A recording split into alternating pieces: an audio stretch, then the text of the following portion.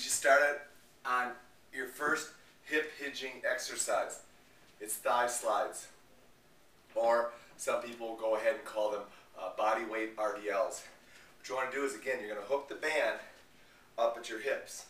So you'll see the band is attached to my hip. Now I know it's a black band, but you can be able to see that it's coming through at my hip attachment, which is then going to go ahead and create the horizontal vector. Now the vector is going to be a little bit down on these first few exercises, so as I go down, it's pulling me down and back a little bit. So again, body weight RDLs or thigh slides, slide down, find the top of your knees, squeeze through. Find the top of your knees, squeeze through. Your focus should be keeping your heels in contact with the ground. Let the band take your hips straight back and only let your knees release. If they release, that's fine. If they stay straight, that's okay. But what we're anticipating is they will release a little bit. When you get to the top, thighs are squeezing, butt squeezing. So it's all the way down, squeeze the thighs and butt. All the way down, squeeze the thighs and butt. That is called thigh slides, and it's designed to help get the hips to start hinging properly. Shallow reach squats are now designed to go ahead and start getting you to start incorporating your arms into the movement just slightly. We're still bilateral, we're still keeping the weight equally across our feet, and we're going ahead now, we're just creating a little bit of a reach, coming back. Now you want the reach to go ahead and be at shoulder height. You don't want it to be down right now. So as you reach, you're reaching at shoulder height, coming through. Again, reach, the reach counterbalances my hips going back, and then I'm going to pull myself through and I'm going to touch my hips. I think it's important that you incorporate going from your hips to the reach and then pull your hips through and touch your hips. So the pulling back will simulate movements that we do later on, like squat pulls and those types of things. But understanding that the pulling motion is conducive with helping the hips do what they want to do. So you start here, shallow reach, pull the hips through. Reach, pull the hips through.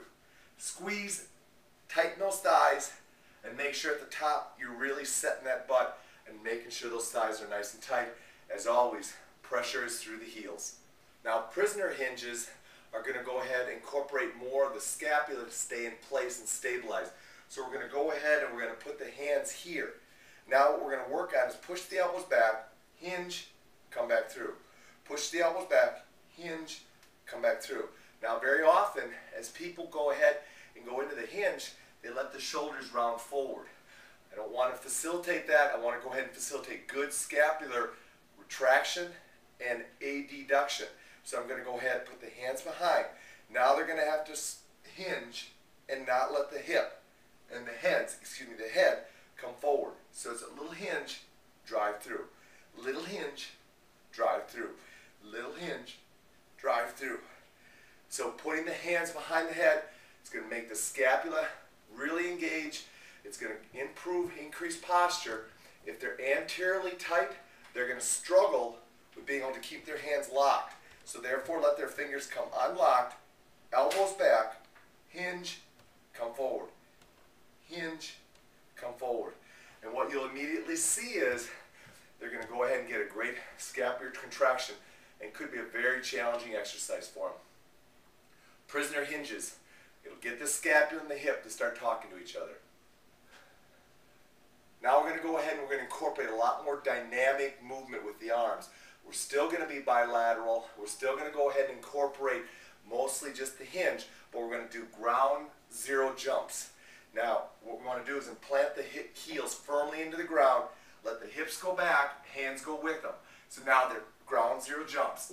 The hands come straight up to shoulder height, and you're driving through your hips. The focus on all these exercises that incorporate hip hinge should be drive through the hips, but do not let the low back go into extension. So it's pull the belly button in, set the abdominal muscles, drive through the hips. Ground zero jumps. What you're going to see is heart rate is really going to start racing with those.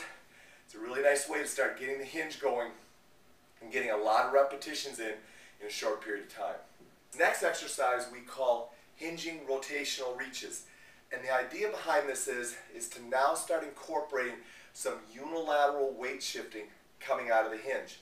So what they're going to do is they're going to go ahead and position themselves in a parallel stance. They're going to go into the hinge, come up punching, or reaching, however you want to call it. But I want it to be a rotational reach so that they have to learn how to generate force unilaterally in one direction or the other. So it's here, here. You can do it off the hips like we did with the reach before, or you can put the hands here, have them punch, and just work a little bit of rotational movement through the trunk while they go ahead and work on that hip hinge. Again, great cardiovascular exercise. So they really have to get their heart rate up and really go ahead and work on that punching motion. So body weight punches, add the rotation to get their trunk going, but always, most importantly, keep that hinge firing and loading.